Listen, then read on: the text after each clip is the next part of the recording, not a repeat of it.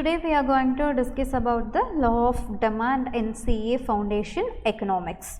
So market can be divided into two categories, one is supply and another one is demand.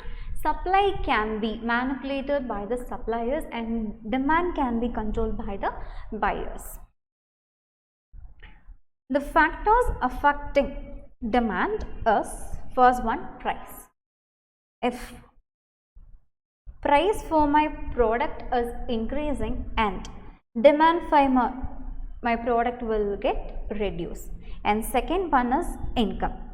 If I am having too much income, I will buy more products. If my income is higher, and the demand for the product will also get higher.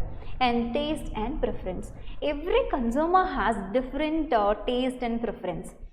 So our product demand will be determined by the consumer's taste and preference.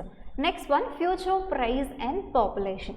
If I am having the expectation if the onion price will increase by next 2 weeks, then now itself I buy the onions and keep it at my home.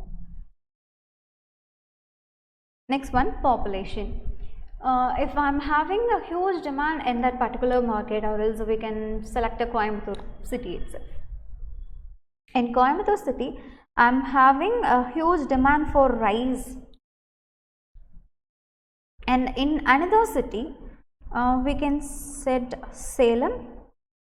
In that city, I am having less population, so then demand for the product will be little bit less than compared to the Coimbatore. Next one, exception to the law of demand. Sometimes, first what we said, if the prices increases, demand for my product will get decrease. If the price decrease, the demand for my product will get increased, right? In this rule will not applicable in these cases. One is conspicuous good. We can say like that, luxury goods. If gold price is increasing day by day, people's expectation and demand for the gold also will get increased. And next one, giffen goods. Giffen goods means it is a necessity for the living. For example, we can't live without rice, right?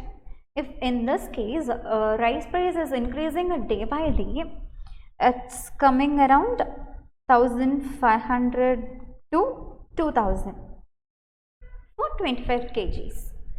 Whether we are stop buying the rice? No. Next one, expectation of future price changes. If that particular product price will get increased, in this case, all people will buy the product and stock in their home. And next one, demand for the necessaries. If the product is necessary, I can't stop the buying, right?